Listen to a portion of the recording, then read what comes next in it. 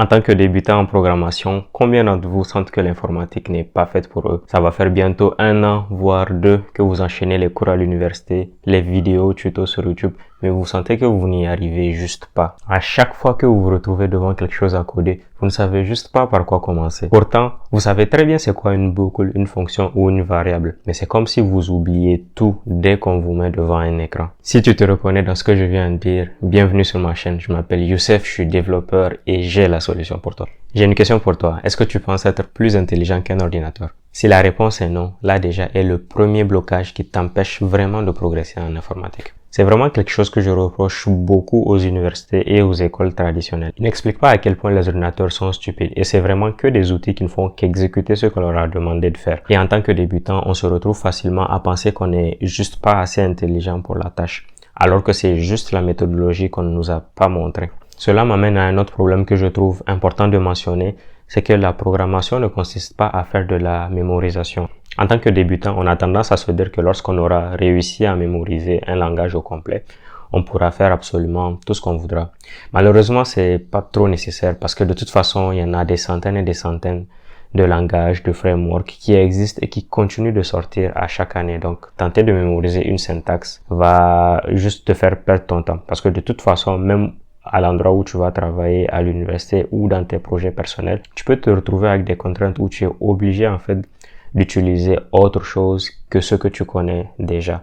Et arriver là-bas, ce sera vraiment contre-intuitif de devoir mémoriser tout un autre langage, tout un autre framework juste pour pouvoir revenir à ton niveau de base. Donc, pour vraiment progresser en informatique, tu dois absolument arrêter de vouloir bûcher les langages. Tu vas sûrement me dire, mais oui Youssef, c'est facile de me dire de ne pas mémoriser le langage, mais concrètement, comment est-ce que j'arrive à progresser? Justement, j'y viens. Ouvrez grand vos oreilles, parce qu'il s'agit du plus important conseil que l'on peut donner à tout débutant en informatique. Pour être un bon programmeur, il faut apprendre à penser comme un programmeur.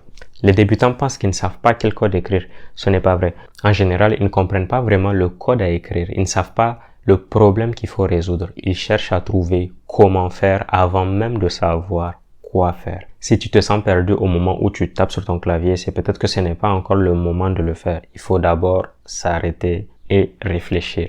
La clé pour penser comme un programmeur, c'est avoir cette capacité à prendre un problème complexe, à le diviser en plusieurs petits problèmes beaucoup moins complexes et en solutionnant chacun de ces petits problèmes, un à la fois, assembler ensuite tout le résultat ensemble et ça va former notre solution globale au problème de base. C'est vite dit comme ça a l'air simple, mais c'est vraiment quelque chose que je trouve qui n'est pas assez dit aux débutants.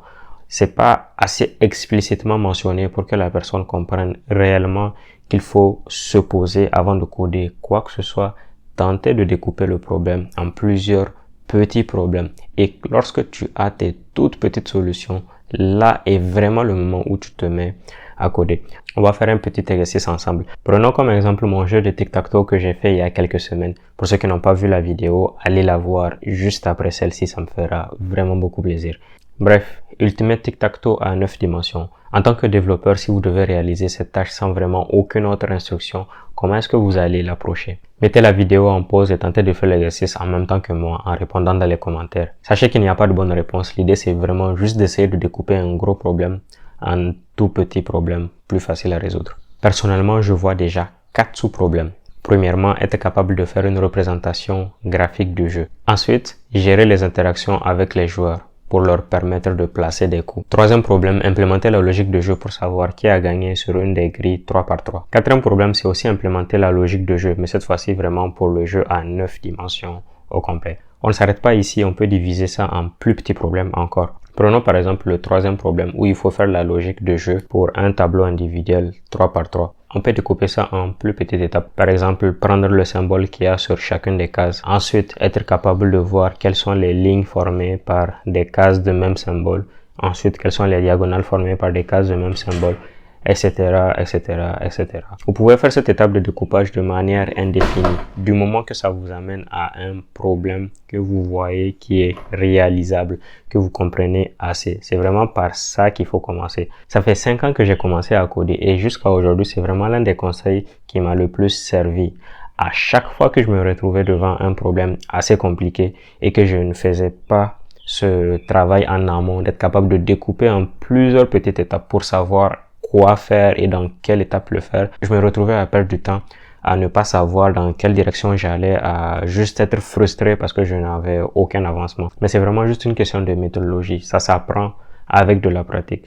Beaucoup de pratique. Mais je pense qu'être au courant de ça beaucoup plus tôt dans sa carrière permet d'éviter certaines frustrations et de progresser vraiment de manière beaucoup plus efficace. Pour s'entraîner à avoir cette capacité à découper les problèmes au fur et à mesure, je vais vous mettre 2 liens dans la description. Ce sont des sites que j'ai utilisés à mes débuts pour apprendre vraiment à découper les problèmes en plus petites étapes et à refaire encore et encore et encore différents scénarios qui me permettent vraiment de mesurer mon progrès au fur et à mesure.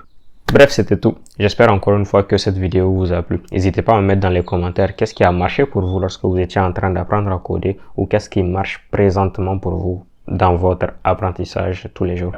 N'oubliez pas de liker et de commenter. Peace.